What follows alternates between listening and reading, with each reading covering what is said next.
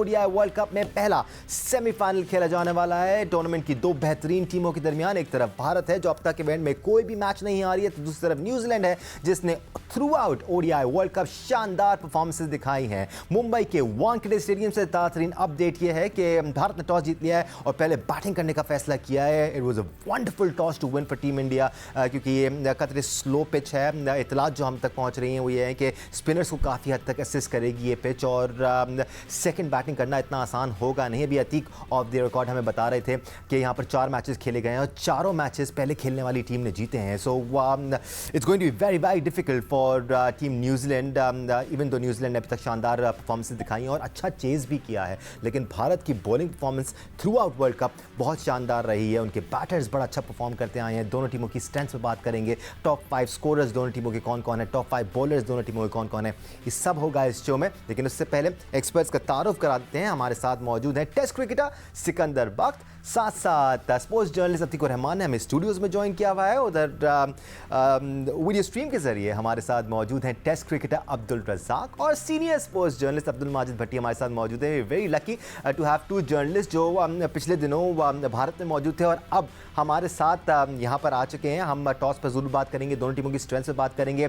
ज़रा भट्टी साहब और याया से मैं पॉइंट ऑफ व्यू शामिल कर लूँ। आज सुबह से ही भट्टी साहब वो जो पिच की कंट्रोवर्सी चलती रही, या थोड़ा ज़्यादा जल्दी रिएक्शंस आ गए लोगों ने अज्यूम करना शुरू कर दिया कि आईसीसी का ऐसा कोई रूल है। ऐसा कोई रूल है नहीं कि पिच चेंज नहीं की जा सकती। तो ग्राउंड स्टाफ जो होता है उसकी स्वाबदीद पर होता है कि वो किस तरह की पिच तैयार करता है, और जो आईसीसी का रिप्रेजेंटेटिव है वो इस पूरे मामले को ओवरसी करता है। आज के मैच के लिए वो एंडी एटकिंसन है और वो फ्रस्ट्रेटेड ज़रूर थे, लेकिन इसमें कोई मुमानियत नहीं है पिच चेंज करने पे। प्लीज क्लैरिफाई कर दीजिएगा। दानिश, जो आईसीसी का एक स्टैंडर्ड प्रोसीजर है कि ऐसी पिच बनाई जाए जिसपे दोनों टीमों को बराबर की मदद मिले। ये नहीं कि होम टीम के लिए बहुत ज्यादा एडवांटेज हो। दुनिया में जहां जहां आईसीसी इवेंट्स होते हैं वो पिचेस तो लोकल क्यूरेटर्स बनाते हैं, लेकिन आईसीसी के जो पिच कंसल्टेंट हैं एंडी एटकिंसन, आइलैंड से उनका ताल्लुक है। पाकिस्तान में भी 2-3 बार आकर पाकिस्तान इंडिया सीरीज में पिचेस बना चुके हैं। वो सिर्फ ये देखते हैं कि लोकल टीम को कोई बहुत ज्यादा उसमें एडवांटेज ना मिले। लेकिन यहाँ पर चूंकि होस्ट मुल्क इंडिया है, आपको पता है कि इस वर्ल्ड कप में मैं और अतीक जब भारत में थे, बहुत सारी ऐसी चीजें थी जो आईसीसी को करनी चाहिए थी, लेकिन आईसीसी सामने नजर नहीं आ रहा था। लेकिन न्यूजीलैंड क्रिकेट बोर्ड के जो फॉर्मर चीफ हैं वो इस वक्त आईसीसी के प्रेसिडेंट हैं। तो आई होप कि अगर कोई इस किस्म की कंट्रोवर्सी होगी तो आईसीसी की इसमें सुक्की होगी, और प्रेसिडेंट चूंकि उनका ताल्लुक न्यूजीलैंड से है तो वो भी उसमें कोई ना कोई रोल प्ले करेंगे। मेरे ख्याल में इंडिया ने अभी तक जो पिचेस बनाई हैं वो तो अपनी टीम के लिए बनाई हैं, उनको ज्यादा एडवांटेज है। लेकिन जो वो क्रिकेट खेल रहे हैं वो भी एक्स्ट्रा ऑर्डिनरी क्रिकेट है। ऐसी क्रिकेट दुनिया की कोई और टीम नहीं खेल रही। जनरली अगर हम देखें क्रिकेट की तारीख को अतीक, जो होम टीम होती है उसके मुताबिक ही कंडीशंस होती हैं, क्योंकि वो वहाँ खेलने के आदी होते हैं। भारत में जो पिचेस हैं वो रिलेटिवली स्लो हैं। अगर हम इंग्लिश कंडीशंस को कंपेयर करें भारत की कंडीशन से तो ज़मीन आसमान का फ़र्क तो है ना। अब इंग्लैंड में मैच हो रहा है तो पिच को स्लो डाउन तो नहीं किया जाएगा कि दोनों टीमों को एक जैसी कंडीशंस मिलें।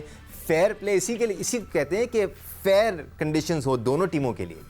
लेकिन दानिश, ये होम सीरीज़ नहीं है, ये आईसीसी का इवेंट है। आप होम सीरीज़ में तो आपका होम जो ग्राउंड होता है वो आप वहाँ अपना माइलेज ले सकते हैं, लेकिन आईसीसी के इवेंट में ये सब कुछ नहीं है। दरअसल सारा जो कन्फ्यूजन है वो ये है कि क्या आईसीसी के रूल के अंदर नॉकआउट मैचेस फ्रेश विकेट पर कराना ये उनके रूल्स के अंदर है या नहीं है। लेकिन इस टूर्नामेंट के अंदर कोई ऐसा रूल नहीं है कि आप नॉकआउट मैचेस जो हैं वो फ्रेश विकेट पे, और ना ही आईसीसी का ऐसा कोई रूल, ना आईसीसी का कोई रूल। 2019 में हुआ था कि वो नॉकआउट मैचेस जो हैं वो फ्रेश विकेट पे हुए थे, और जो ऑस्ट्रेलिया में 2022 में T20 वर्ल्ड कप हुआ था उसमें ये था कि आप यूज विकेट भी यूज कर सकते हैं। ये वजाहत भी कर दें क्योंकि वो फैसला टूर्नामेंट कमेटी ने लिया था। एक तो आईसीसी के रूल्स हैं और हर बड़े टूर्नामेंट के लिए चाहे जो भी स्पोर्ट हो एक टूर्नामेंट कमेटी बनती है और वो कमेटी सवाल सिर्फ ये हो रहा है दानिश यहाँ पर जो उठाया जा रहा है, जो हो रहा है कि जो एक पिच पहले डिसाइड हो गई थी उसको चेंज क्यों किया गया। सिर्फ ये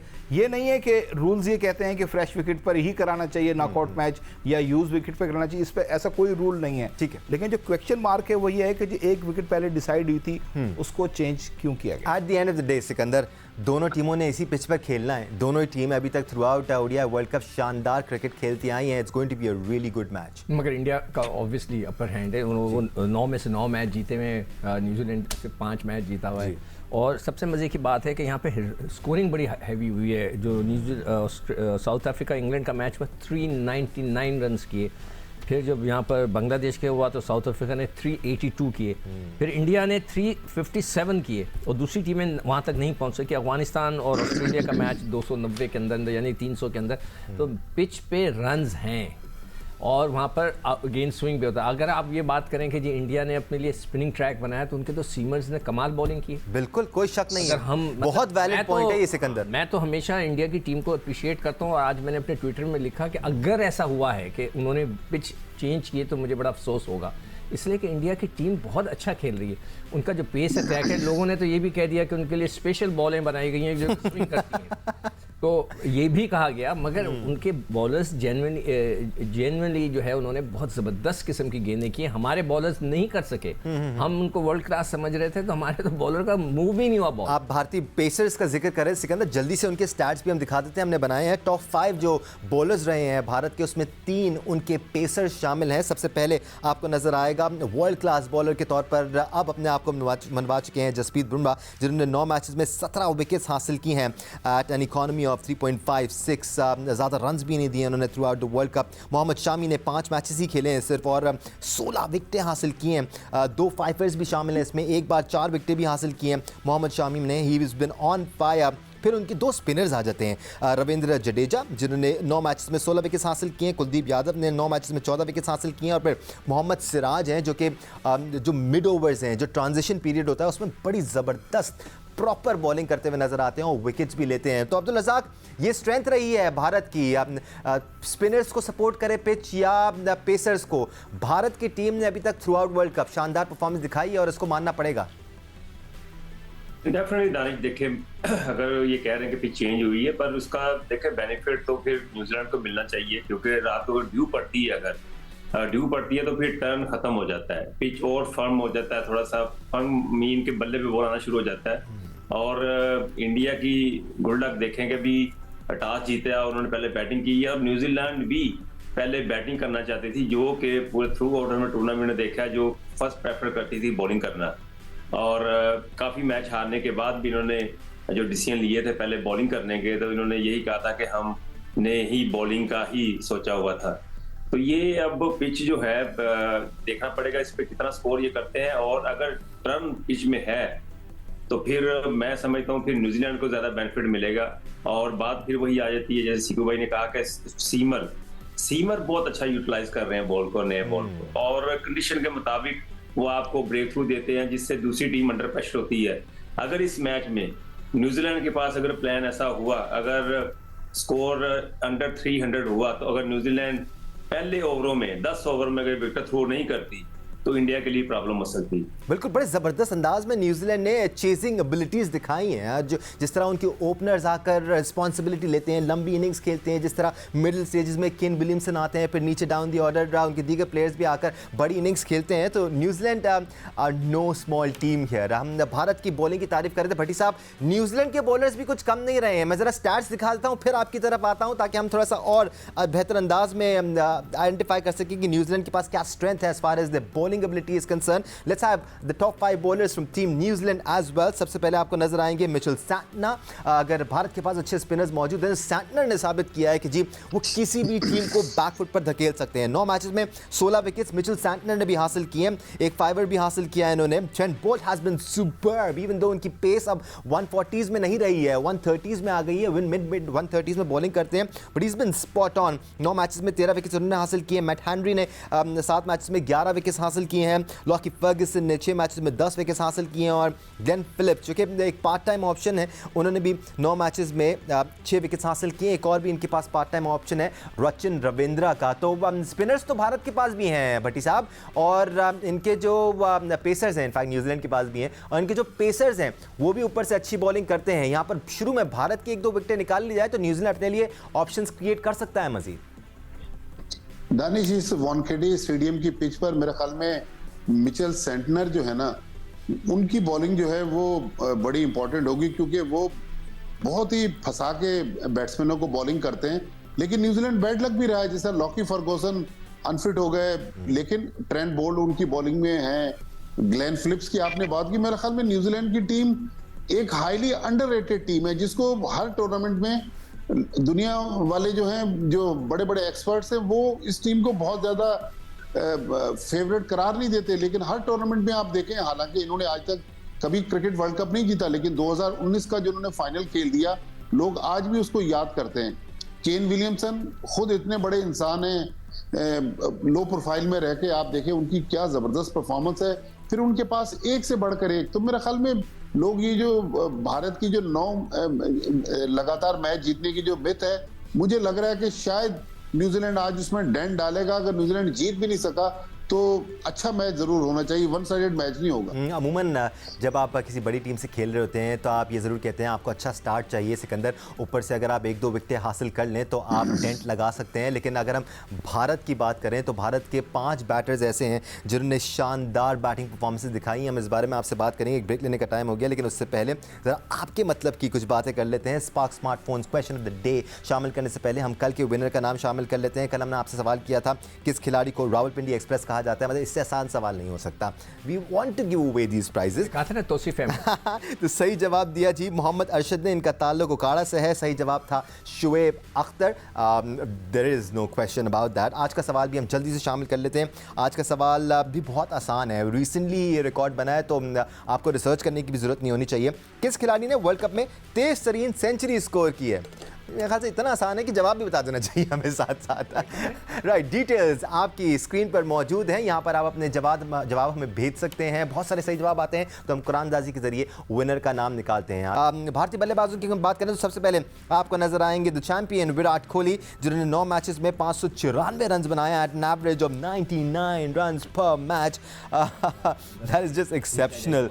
रोहित शर्मा दूसरे नंबर पर हैं, जिन्होंने 9 मैचेस में 503 रन बनाए at an average of 55.8। Shreyas Iyer तीसरे नंबर पर हैं, जो कि इस वर्ल्ड कप से पहले काफ़ी ऑफ कलर थे, लेकिन वर्ल्ड कप में बड़ी ज़बरदस्त परफॉर्मेंस उन्होंने दिखाई। भारत ने उनके साथ परसिस्ट किया। 9 मैचेस में 421 रन उन्होंने बनाया एट एन एवरेज ऑफ 70.16। साथ साथ केएल राहुल भी शामिल हैं, जिन्होंने नेदरलैंड्स के खिलाफ पिछले मैच में 102 रन बनाए थे 9 मैचेस में। अब 69 की एवरेज से इनफैक्ट 347 रन केएल राहुल ने भी बनाए और शुभमन गिल भी इस फहरिस्त में शामिल हैं। तो अब्दुल रज़ाक, ज़बरदस्त बैटिंग ऑप्शंस हैं भारत के पास। यहाँ पर न्यूजीलैंड को अगर इस मैच में अपने चांसेस बनाने हैं तो विकेटें लेते रहनी पड़ेंगी, वरना अगर विकेटें नहीं मिलती हैं तो इनके पास ऐसे बैट्समैन मौजूद हैं इंडिया के पास कि 300 प्लस तो लगता है इन कंडीशन में। डेफिनेटली देखें दानिश, अगर पिच की बात कर रहे हैं तो वो थोड़ा सा देखें, फुट मार्क्स भी नजर आने शुरू हो गए और इंडिया की जो स्ट्रेंथ है वो बैटिंग ही है। और जिस इंटेंट से वो खेल रहे हैं, पहले ओवर में 10 स्कोर कर दिया और ये उनको टाइमिंग चाहिए सेट होने का। नया बॉल है, अब जो भी ओपनर जाते हैं वो टाइम लेते हैं, 1 ओवर देखते हैं, 2 ओवर देखते हैं, पर इंडिया की टीम के पास तो लगता है कि बाहर से सेट आते हैं, जैसे सहवाग खेलते थे, अब रोहित शर्मा भी और उसी इंटेंट से खेल रहे हैं। 10 पहले ओवर में सेमीफाइनल में कर देना, मैं कहता हूँ ये एक प्लस पॉइंट होता है। शुरू से ही आपने दूसरी टीम को बैकफुट पे कर दिया, क्योंकि उनको पता चल गया कि अब ये अटैकिंग क्रिकेट खेल रहे हैं। और मजेदार की बात है कि पहला ओवर हो और इतनी बड़ी टांगे निकाल के बैट्समैन खेल रहे हैं नए बॉल के साथ, तो ये इसका मतलब है कि पिच में काफी चेंजिंग आएगी आफ्टर सेकंड बैटिंग शुरू होती है। हमें याद आ गया 2011 में भी ऐसे ही हुआ था हमारे साथ, तो टॉस वाज क्रूशियल, तो हम टॉस हारे थे, तो हमसे 350 रन नहीं हुए थे, तो पिच बहुत ज्यादा टूट गई हुई थी। तो मुझे भी लग रहा है यहाँ पे ऐसे ही होने हैं। इस मैच में जैसे जैसे डेवलपमेंट्स होती रहेंगी उनसे हम आपको आगाह करते रहेंगे, बात करते रहेंगे, हम एनालिसिस भी शामिल करते रहेंगे। इस वक्त नेशनल क्रिकेट अकेडमी में काफ़ी अहम डेवलपमेंट हो रही है और पाकिस्तान क्रिकेट के फ्यूचर का फैसला आज शायद इस अहम मीटिंग में होगा। वहाँ मौजूद है नुमाइंदा जूनियर सोहेल इमरान। सोहेल इमरान, NCA में किसकी मीटिंग है? काफ़ी बड़े बड़े नाम इस मीटिंग में शामिल हैं, PCB के भी बड़े हैं, पाकिस्तान टीम के भी बड़े बड़े लोग शामिल हैं। क्या बातें होनी हैं आज? एजेंडा क्या है इस मीटिंग का? एजेंडा के बारे में तो ऑफिशियली कुछ नहीं बताया गया, लेकिन आपके इल्म में भी है कि इसमें पाकिस्तान क्रिकेट टीम की जो हालिया परफॉर्मेंस रही है वर्ल्ड कप में उसको जायजा लिया जाना है और उसके लिए कप्तान बाबर आजम भी इस मीटिंग के लिए बुलाए गए हैं, वो भी शरीक होंगे। इसके साथ साथ जो कोचेस हैं पाकिस्तान के गैर मुल्की कोचेस वो भी इस मीटिंग में होंगे। और मिकी आर्थर के बारे में जो बताया गया था कि वो 16 को उनकी वापसी होगी, वो भी एक रोज पहले इस अहम बैठक के लिए पहुंच चुके हैं पाकिस्तान और वो आज मीटिंग में शरीक होंगे। एक बाकायदा तौर पर इकट्ठे मीटिंग होगी और उसके साथ साथ ये भी बताया गया कि अलहदगी में भी और 1-on-1 भी मुलाकात मतवक्को है चेयरमैन मैनेजमेंट कमेटी का अशरफ बाबर आजम के हवाले से।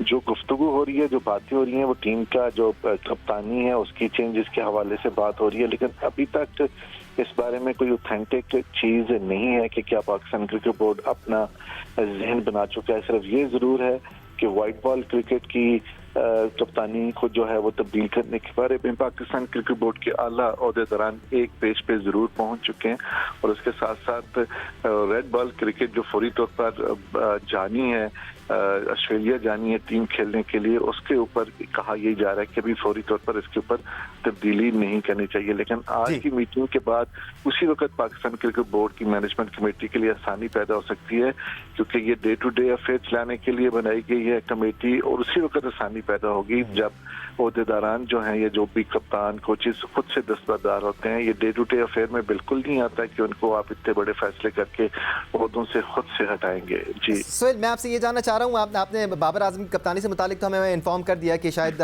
वो उसका फैसला होना है। क्या मिकी आर्थर की टेन्योर का भी कोई फैसला होना है? क्या पाकिस्तान क्रिकेट बोर्ड उनसे भी कोई बात करने वाला है कि आप पाकिस्तान टीम के साथ ही रहें? क्या ये बातें भी होने वाली हैं?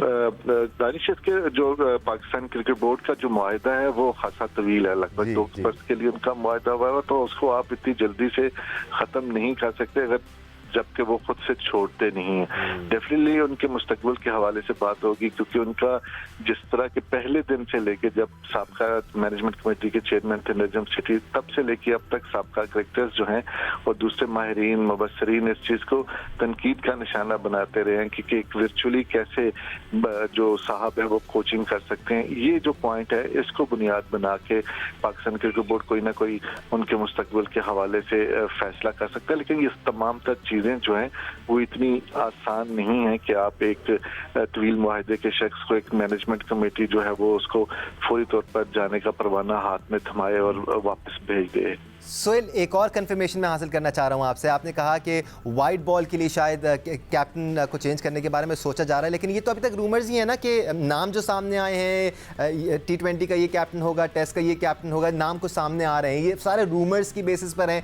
या जो बैकडोर से खबरें सामने आती हैं ये वो हैं? ऑफिशियली अभी तक कुछ फैसला नहीं हुआ है इस बारे में? जी डेफिनेटली इसमें रूमर्स भी हैं, इसमें ख्वाहिशात भी हैं, कोई भी अभी इस हवाले से फैसला नहीं हुआ है।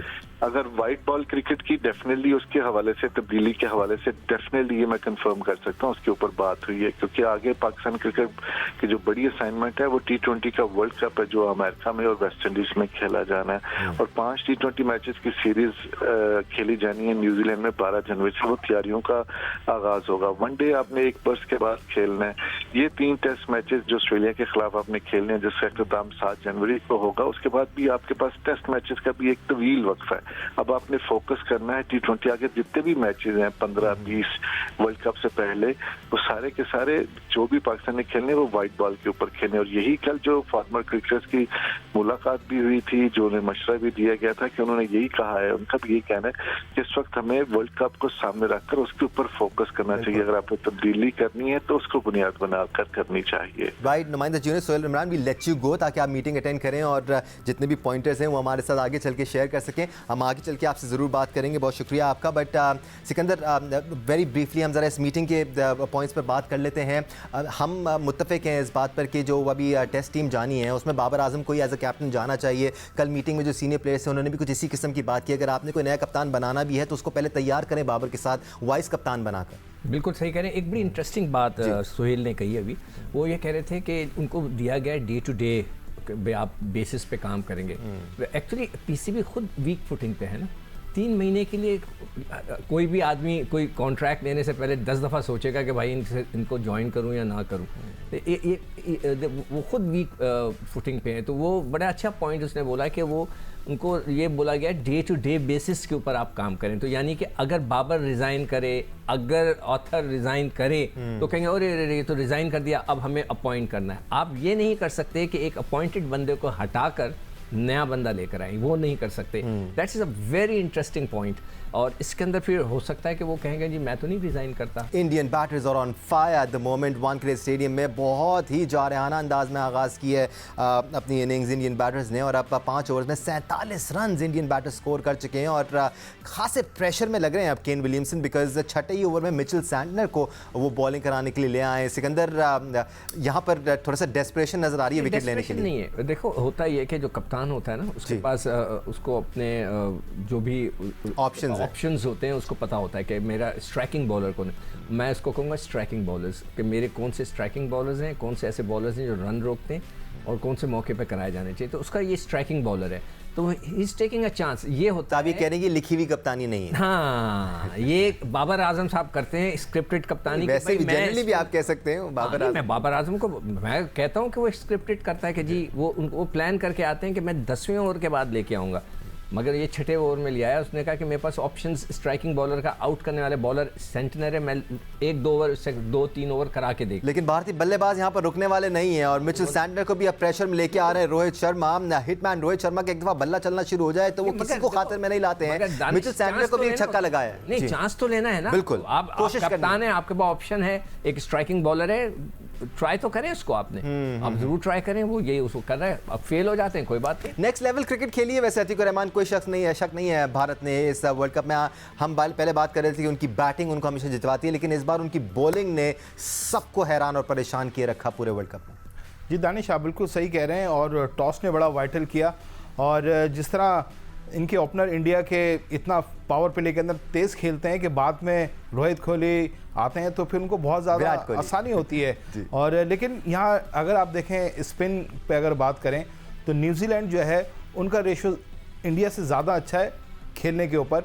तो अगेंस्ट स्पिन जो है वो न्यूजीलैंड इस पूरे वर्ल्ड कप में वाइट टीम है जो सबसे ज़्यादा स्पिनर्स को खेलती है। तो देखते हैं जब टारगेट मिलेगा तो न्यूजीलैंड भी अच्छा करेगी, लेकिन अभी तक तो 58 हो चुके हैं इंडिया के और 9 लॉस।